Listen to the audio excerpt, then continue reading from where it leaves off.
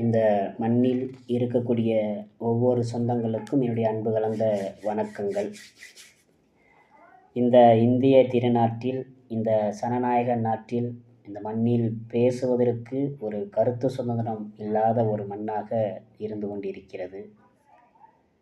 சில நாட்களுக்கு முன்பு 1ஆம் தேதி மல்லர் பேராயம் ஏற்பாடு செய்த சாதி ரீதியான படுகொலைகளை தடுக்க ஒரு கண்டன ஆர்ப்பாட்டத்தை ஏற்பாடு செய்திருந்தார். அந்த கண்டன ஆர்ப்பாட்டத்தில் வரலாற்று ஆசிரியர், சிறந்த பேச்சாளர், சிறந்த எழுத்தாளர், ஒவ்வொரு ஊடகங்களிலும் தரவுகள் அடிப்படையில் பொய் வரலாற்றை அடித்து நொறுக்கி உண்மை வரலாற்றை நிலைநிறுத்தக்கூடிய அண்ணன் செந்தில் மல்லர் அவர்கள் தன்னுடைய கருத்துக்களை பதிவு செய்கிறாரு.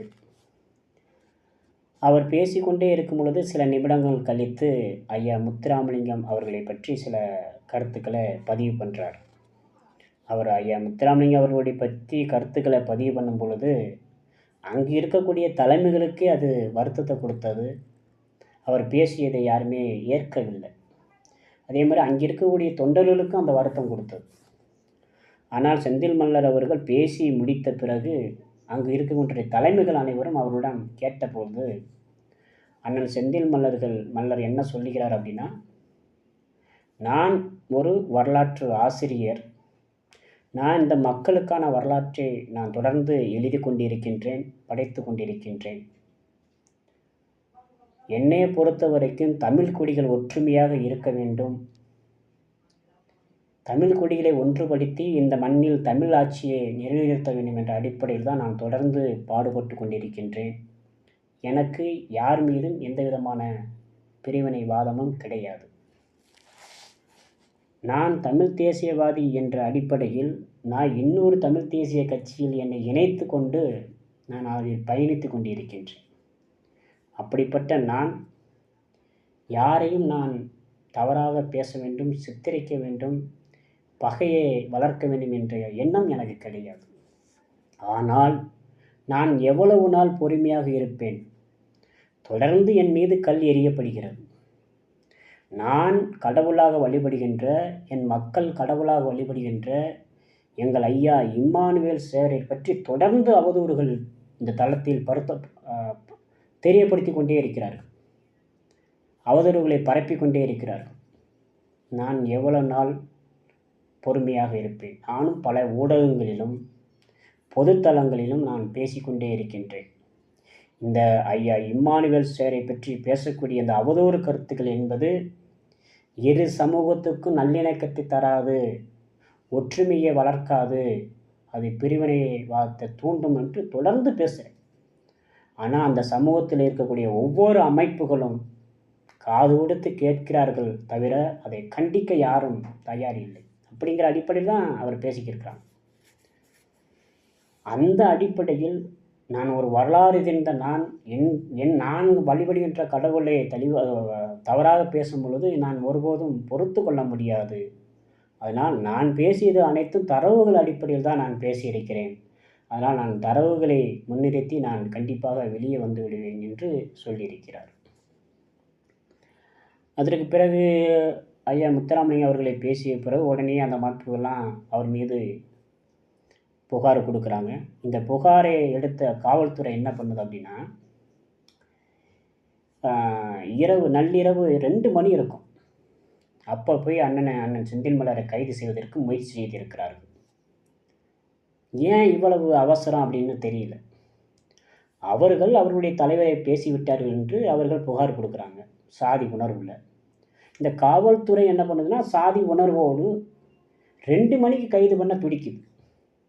என்ன அப்படி தவறு செஞ்சிட்டார் அண்ணன் செந்தில் மல்லர் அவர்கள்? எதையும் கொலை செஞ்சுட்டு ஓடி வந்துட்டாரா? இல்லை கொள்ளடிச்சிட்டு ஓடி வந்துட்டாரா? இல்லை கொலை செய்வதற்கு திட்டம் தீட்டினாரா? அண்ணன் செந்தில் மல்லர் என்பவர் ஒரு வரலாற்று ஆசான். அவர் ஓடி ஒளிய வேண்டிய அவசியமே கிடையாது. இது காவல்துறைக்கு தெரியும். நீங்கள் ஒரு சமன் கொடுத்தா உடனேயே காவல் நிலையத்துக்கு வரப்போகிறாரு. இவரை தேடி அலைய வேண்டிய அவசியம் கிடையாது. ஆனால் அந்த காவல்துறை ஒரு பட்சமாக நள்ளிரவு 2 மணி கைது செய்ய துடிச்சிருக்கு. அதனால் இப்படிப்பட்ட காவல்துறைகளை நாங்கள் வன்மையாக கண்டிக்கின்றோம். கண்டிக்க எங்களுக்கு கடமைப்பட்டிருக்கின்றோம். அதே நேரத்தில் இந்த மறவர் சமூகத்தில் அமைப்பு வச்சு நடத்துகிறீங்களே, நிறைய அமைப்புகள் இன்றைக்கி தான் தெரியுது, ஏகப்பட்ட அமைப்புகள் வச்சுருக்கிறீங்க. இந்த அமைப்பில் இருக்கிற ஒவ்வொரு தலைமைகளை பார்த்து நான் கேட்குறேன், உங்களுக்கெல்லாம் ஒரு மனச்சாட்சி அப்படிங்கிறது இருக்கா என்னன்னு தெரியல. உங்கள் தலைவரை பற்றி பேசிட்டோம் அப்படிக்காண்டி ஓடி ஓடி ஓடி ஓடி போய் மனு கொடுக்குறீங்க. அவரை பற்றி இழிவாலாம் பேசலை, தரவுகள் அடிப்படையில் உண்மையின் அடிப்படையில் பேசியிருக்கிறார். ஓடி ஓடி போய் நீங்கள் கொடுக்குறீங்க, மனு கொடுக்குறீங்க. ஆனால் அதே மாதிரி தானே எங்கள் தலைவரை சில பேர் பேசுனாங்களே, உங்கள் சமூகத்தில் சேர்ந்த ஒரு சில பேர் பேசுனாங்களே, அப்போ எங்களுக்கு எவ்வளோ வலிச்சிருக்கும்.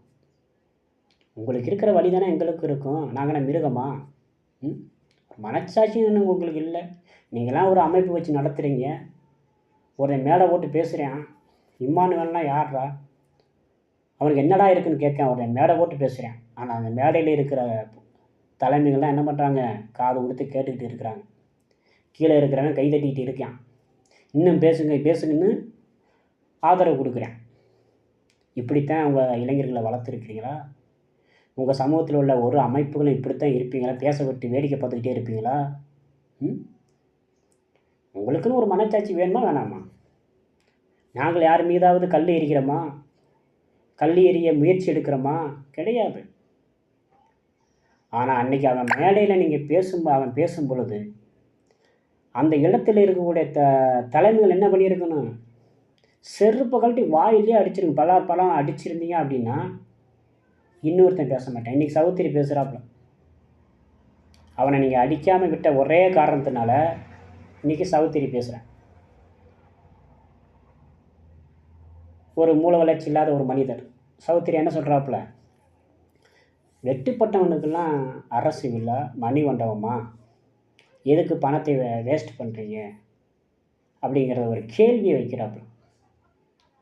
இவனையும் பேச விட்டு உங்கள் சமூகத்தில் மறவர் சமூகத்தில் உள்ள அமைப்புகள் பார்த்துக்கிட்டே இருக்கிறீங்க.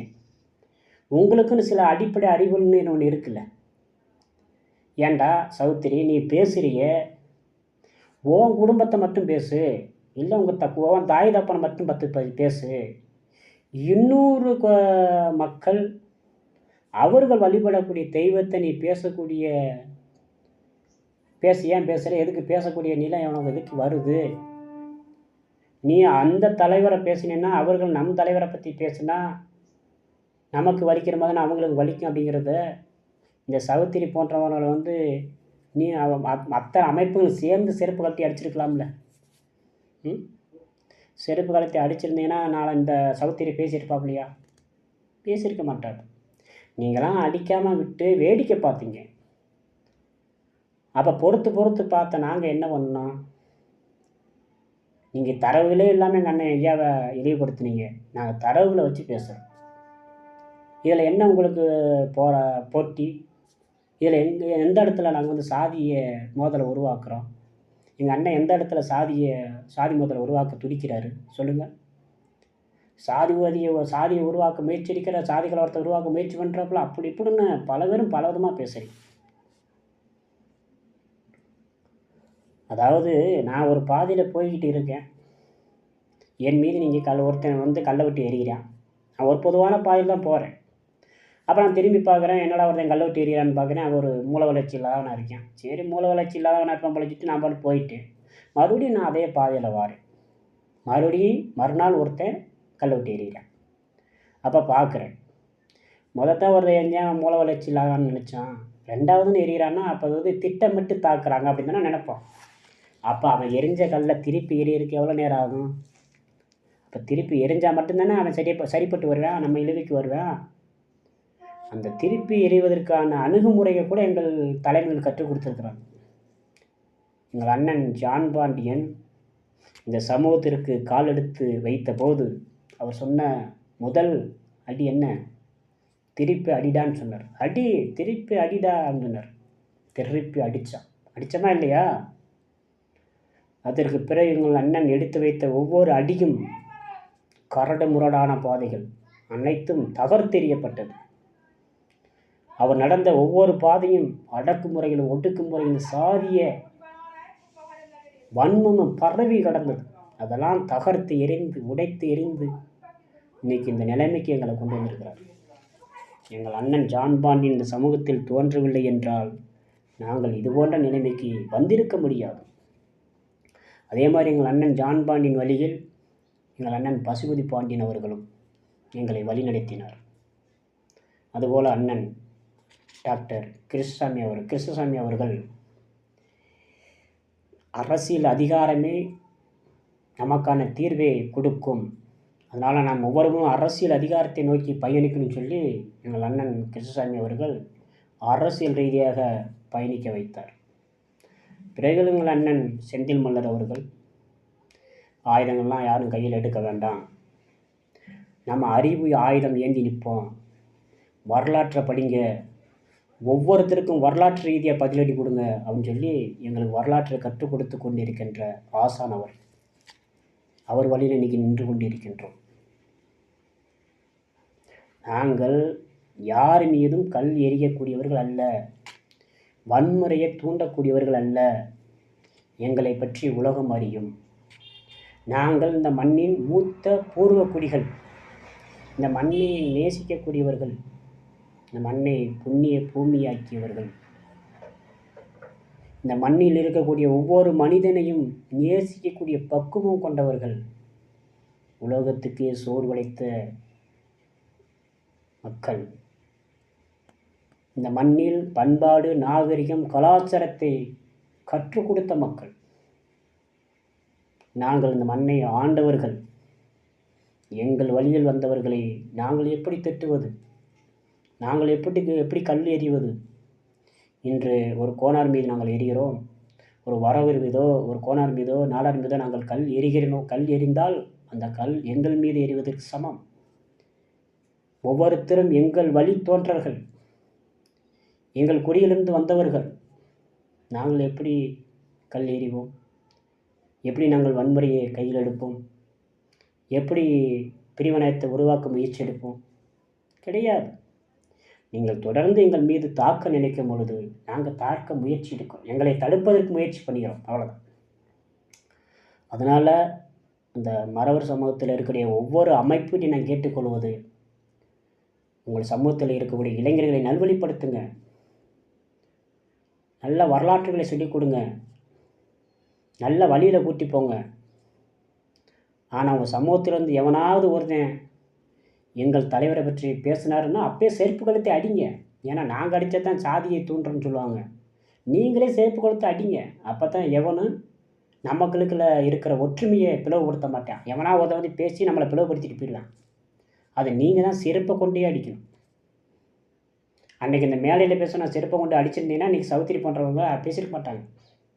இதுக்கு இடம் கொடுத்தது யார்? நீங்கள் தான். இன்றைக்கி எவ்வளோ அமைப்புகள் ஓடுறீங்க, ஓடுறதுக்கு காரணம் என்ன? இவர் பேசிட்டாருன்னு சொல்லி தானே ஓடுறீங்க.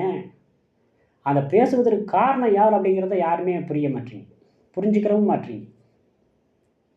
பேச விட்டு வேடிக்கை பார்க்குறீங்க. அந்த பேசுகிற நபருக்கு நம்ம பதிலடி கொடுத்தோம்னா நீங்கள் என்ன சொல்கிறீங்க? அவர் பேசுனா அவரை பற்றி பேச வேண்டியதுன்னு. அவர் யாரை பேசுனாருன்னா அவர் நாங்கள் வழிபடக்கூடிய தலைவரை பேசுகிறாரு. அதனால் நாங்கள் அவர் வழிபடக்கூடிய தலைவர் தான் பேச முடியும். அதனால் இருக்கக்கூடிய அந்த அமைப்பில் இருக்கக்கூடிய ஒவ்வொரு தலைமையிட்டையும் கேட்டுக்கொள்வது, நமக்குள் ஒற்றுமையை உருவாக்க வேண்டும், பிரிவினைவாதத்தை நம்ம உருவாக்க வேண்டாம் அப்படின்ட்டு என்னுடைய அன்பான வேண்டுகோள்.